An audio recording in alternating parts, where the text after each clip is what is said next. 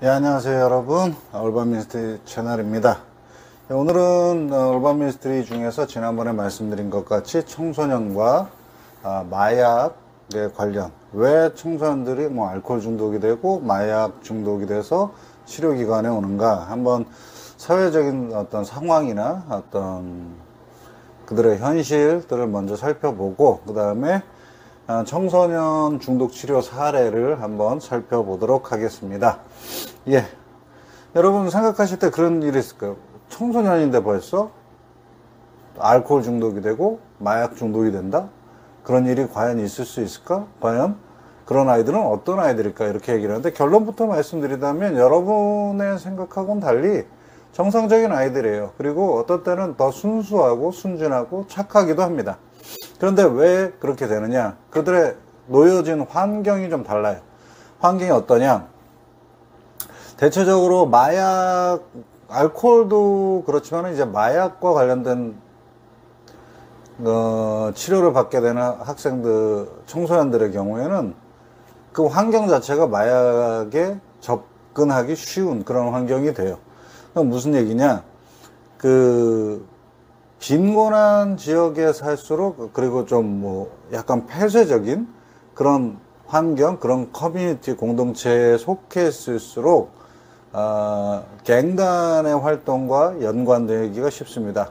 지금 미국에서 이제 마약으로 인해서 굉장히 세력 간의 싸움을 하고 있는 거는 전통적인 할렘 스타일의 어떤 흑인 갱단들과, 그리고 새로 이주해온 라티노, 스페니쉬 이민자들 사이에서 움직이는 MS-13이라는 갱단이 있습니다. 이제 흑인 갱단들은 전통적으로 이렇게 계속해서 그 커뮤니티, 흑인 사회 커뮤니티에 자리 잡고 있는데, 이민자들이 이렇게 밀려오면서 히스패닉 계열의 MS-13이라는 라티노 갱단이 이렇게 자리를 하게 되죠. 근데 흑인 갱단도 그렇고 MS-13도 그렇고 마약을 운반하는 운반책으로 청소년들을 많이 쓰게 됩니다. 왜 그럴까? 가장 간단한 이유는 그렇죠. 경찰의 검문 검색에 쉽게 걸리지 않는다. 경찰들도 아이들이 마약 거래나 총기 밀매 이런 식의 어떤 어두운 범죄들에 쉽게 연루되었을 거라고는 생각을 하지 않기 때문에 아이들에게 이런 일들을 시키게 돼요. 그러면 그 일들을 처음에는 이제 단순하게 돈 때문에 생각을 합니다. 그들의 환경에서 지낼 만한 돈이 없고, 그리고 청소년기에 그런 게 좀 있잖아요. 뭐라 그럴까, 좀 위험한 일들을 이렇게 해냄으로써 다른 사람들, 다른 자기 또래의 그런 집단에서 조금 더 세 보이고 더 커 보이는 그런 과시욕 같은 것들이 청소년기에 좀 있어서 마약 운반 같은 거를 하면서 이제 갱단의 일원인 것처럼 이렇게 딱 들어가게 되는 거예요. 그러기도 하고, 또 청소년기에 그들 부모에게 받는 용돈과는 달리 좀 더 그들 개념에서, 그들 기준에서 조금 더 큰 돈을 만질 수 있는 돈벌이 아르바이트이기도 하고, 처음에는 그렇게 시작을 하지만 점차 이렇게 깊이 가게 되면 어떻게 되겠어요? 그 마약 운반책들을 관리하기 위해서 마약들을 이제 주게 되고 복용하게 되고 상습적으로 이제 중독의 길에 빠져들게 됩니다.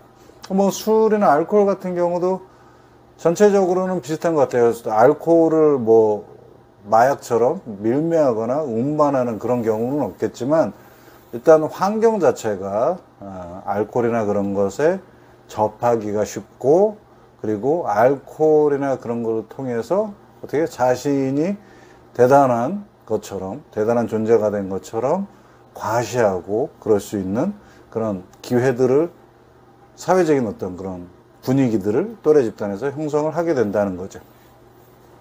그래서 이제 마약 운반을 하다가, 마약 거래를 하다가 이제 잡히게 되고, 마약 중독이나 그런 것들을 통해서 법원에서 마약 치료를 이제 청소년들에게 명령을 하게 되면, 청소년들이 이제 마약 치료 기관들이 있어요. 여러 가지 기관들이 있는데, 제가 자원봉사한 기관은 청소년들이 거기서 먹고 자고 생활하면서, 공동 생활을 하면서 거기 그 안에, 그 시설 안에 학교도 있습니다. 그래서 학교를 다니기도 하고, 나중에 졸업할 때가 되면 이제 GED라고 해서 졸업 검정고시를 통해서 이제 학력을 취득할 수도 있고, 그런 걸 원하지 않을 경우에는 이제 졸업할 한 1년 정도를 학교에 편입을 시켜서 학교를 통해서 졸업을 해서 학교 정식 그 고등학교 졸업장을 받게 됩니다.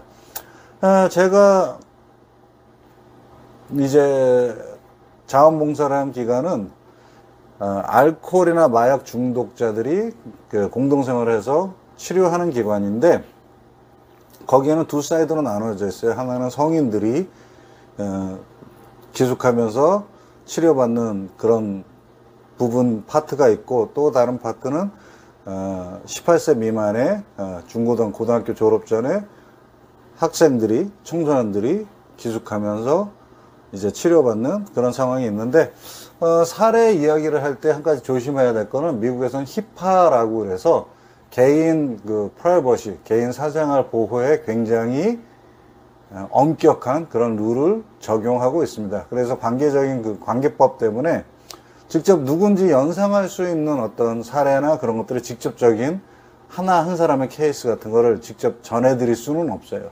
그래서 오늘 제가 말씀드리는 사례는 제가 만난 청소년들 중에서 한 3사람 정도를 이야기를 섞어서 누군지 알 수 없게끔 그렇게 해서 전해드리겠는데, 편의상 이름을 톰이라고 하겠습니다.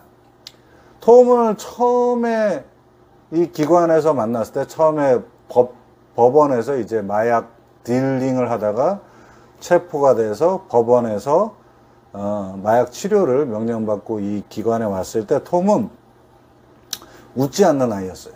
옆에 누가 가도, 상담사들하고도 이야기할 때도 절대 웃지 않고 대답만 한두 마디 정도 하는 그런 친구였는데, 그 눈에는 어떤 분노와 증오가 굉장히 많았어요. 그런데 그 분노와 증오의 화살이 누구에게 있느냐? 자기 가족에게 많이 쏟아져 갑니다. 환경을 이렇게 보면 그의 어머니는 재혼이에요. 그래서 첫 번째 남편은 이제 제가 듣기로는 이제 갱들 간의 어떤 이력 다툼 사이에서 총에 맞아서 죽게 됐고, 두 번째 남편은 아이들을 이렇게 케어하거나 이렇게 돌보는 편에 속하지는 않았고, 그리고 오히려 범죄 쪽에 연루가 돼서 감옥에 들어가 있는 그런 상태였어요. 그래서 어머니는 재혼을 했지만 다시 싱글맘처럼 이제 혼자 일을 하면서 아이들을 양육해야 됐는데, 톰에게는 1살의 영아, 1살의 여동생이 하나 있었어요. 자, 그런데 이제 문제는 뭐냐? 어머니 역시 마리화나, 한국으로 치면 뭐 대마초 정도가 되겠는데, 대마초 흡연자였어요. 그러니까 어머니도 마리화나의 마약에 이렇게 물들어 있는 그런 상태였고, 그렇기 때문에 어떻게 되겠습니까? 생활의 유지가 어려워요. 그래서 이 텀이 마약을 운반하고 마약을 파는 마약 운반과 판매책이 된 이유 중에 하나가 뭐냐면, 자기 먹고 살기 위한 그런 길이 막막했기 때문에 그래요. 그래서 어머니는 뭐라 그럴까, 자녀를 케어하기보다는 자녀를 방치하는 쪽에 가까웠는데, 그럴 수밖에 없는 것이 혼자서 일을 하고 혼자서 생계를 다 대야 되는데, 이제 교육 수준이나 직업이 어떤 안정성을 살펴볼 때 그렇게 좋지 못하기 때문에 일하는 동안에 뭐 자녀는 거의 방치되는 그런 형태가 되게 됐어요. 그래서 톰이 이렇게 와서 이제 시간이 좀 갈 때 이제 우연하게 톰하고 이렇게 얘기를 하는 그런 기회가 있었는데, 저는 뭐 그쪽에서는 이민자였고, 그때는 지금보다 한 10몇 년 전이었기 때문에 지금보다 영어도 굉장히 못하고 잘 알아듣지도 못하는 이런 상황이었는데, 이 톰하고 이렇게 얘기를 하는데, 톰이 하는 얘기 중에 가장 인상적이었던 이야기 중에 하나는 뭐냐면, 자기는 자기의 삶이, 자기의 인생이 어떻게 끝날 줄 이미 알고 있다는 거예요. 그래서 야, 네가 생각하는 너의 인생의 끝은 뭐냐 하고 물어봤더니, My life is end up on the street or prison. 자기 인생은 길거리에서 총에 맞아 죽든지 아니면 어디서 감옥에서 죽게 될 거라는 그런 식의 생각을 하고 있어요. 이게 그도 그럴 것이, 왜냐하면 톰이 있는 환경, 주변의 환경의 사람들을 보면 주변 사람들이 다들 그래요. 다들 갱단에 속해서 갱단 활동을 하다가 조금 잘 나갈 때는 돈 좀 벌고 그걸로 뭐 여러분 보시는 것처럼 뭐 좋은 차를 타고 아주 삐까뻔쩍한 권총을 차고 다니면서 대단한 것처럼 이렇게 생활을 하다가 이제 어떻게 됩니까? 갱단과 갱단 간의 세력 싸움에서 총에 맞아 죽거나 아니면 어떻게 되겠어요? 경찰에 체포가 돼갖고 어떻게 돼요? 감옥에 들어가요. 그러니까 감옥에 들어갔다가 나왔다가 다시 들어갔다가 이런 일들을 계속 반복하다가 이제 감옥 사이에서도 강력범들이 있는 감옥에는 예, 편이 갈려져 있습니다. 그 안에도 세력들이 있어요. 그래서 갱단 세력이 이쪽 갱단이 있고 저쪽 갱단들이 알력이 이렇게 있는데 그 안에서 이제 죽는 사람들도 굉장히 많게 돼요. 그런데 이제 치료를 진행을 하고 치료를 해 가면서, 사실은 치료라고 하는 것은 이제 그 공동체 안에서는 거기서 이제 먹고 자고 생활하는 거일 수밖에 없기 때문에 같이 생활하는 친구들과 그 기관의 규정과 룰을 따르면서 생활하면서 마약을 멀리하고 이렇게 그 친구들과 좀 친밀해지면서 그룹 상담 같은 거를 하고 그렇게 하게 되는 것이 치료인데, 그렇게 시간이 지나면서 톰이 변합니다. 톰이 웃어요. 농담이나 이런 이야기들의 반응을 보이고 웃습니다. 근데 그렇게 그 웃음이 천진난만하고 그 눈빛이 그렇게 깨끗하고 맑을 수가 없어요. 그리고 우연한 기회가 돼서 이제 톰이 노래를 하는데, 가수도 웬만한 가수 빼앗을 정도로 굉장히 노래를 잘해요. 목소리도 굉장히 미성으로 곱고 그런 모습들을 보입니다. 그리고 가장 중요한 것은 뭐냐?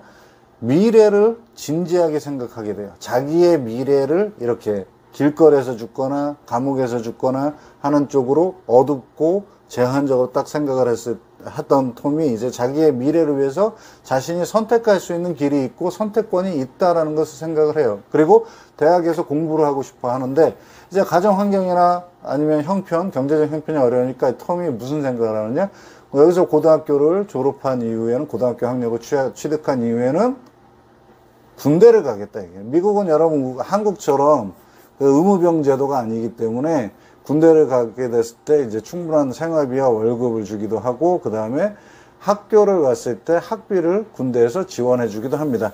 그 생각을 하면서 이제 군 입대를 위해서 자신의 뭐 체력도 키우고 여러 가지 준비를 하는 그런 과정들을 볼 수가 있었는데, 톰의 경우에는 여러분 자신의 미래를 생각하고 미래를 준비하고 이런 일이 있었겠지만, 사실상 여러분 미국에서 청소년 마약 치료 아니면 청소년 알코올 중독 치료를 할 때 사실 굉장히 어려운 문제들이 있어요. 그래서 전체적으로 보면 청소년 중독 치료의 성공 확률이 반반 정도로 보게 됩니다. 그러니까 50% 정도로 현저히 낮아지는데, 그 기관 안에서 한 6개월에서 1년 이상 생활할 때는 마약도 알코올도 아무것도 안 한 상태로 그렇게 깨끗하게 그리고 그렇게 명랑하게 생활을 하던 친구들이 왜 그렇게 반반밖에 확률이 안 되냐 하면, 미국의 법제상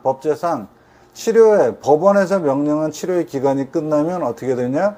다시 그 부모에게로 돌려보낼 수밖에 없습니다. 그러니까 다시 자기 부모에게로 돌려간다, 자기 원래의 집으로 돌아간다는 얘기는 이 청소년들이 속해져 있는 원래의 환경으로 다시 돌아간다는 거예요. 그러면 그 환경에서 이 청소년들은 굉장히 고독한 싸움을 시작하게 됩니다.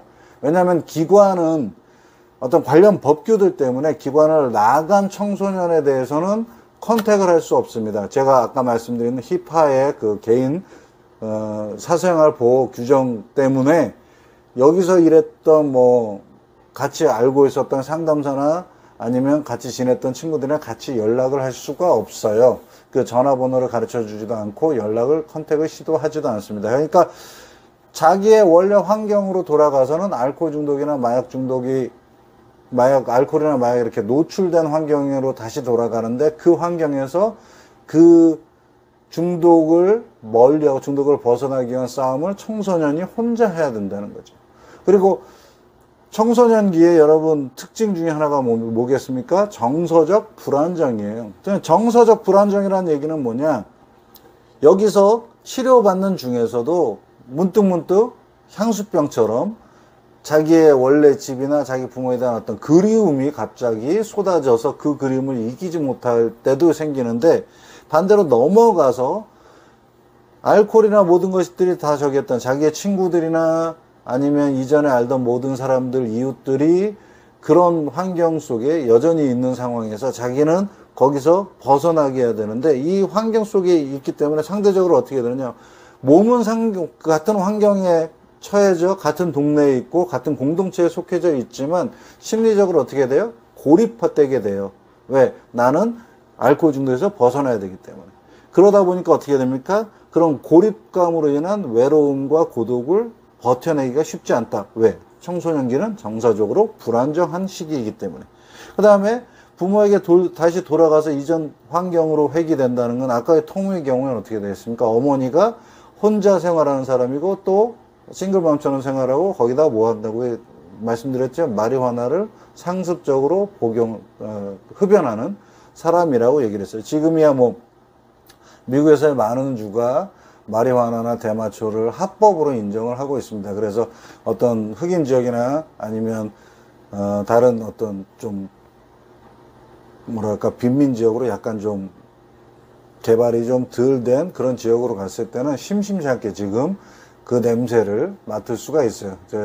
제가 한 번도 본 적도 없고 뭐 피워본 적도 없는 그런 사람이지만 그 냄새를 구분할 수 있을 정도로 그런 냄새들이 이렇게 진하게 퍼져 있는 그런 상황도 있는데, 그런 환경에 다시 노출된다는 거예요. 그러면 어떻게 되겠습니까? 이 학생들은, 이 청소년들은 이렇게 정서적인 고립된 이런, 쉽게 말하면 좀 외로운 싸움이죠. 근데 이전에 기댔던 상담사들은 이제 연락을 할 수가 없고 이런 상태에서 싸움을 하게 되는데, 여기서 이제 선택을 하게 되죠.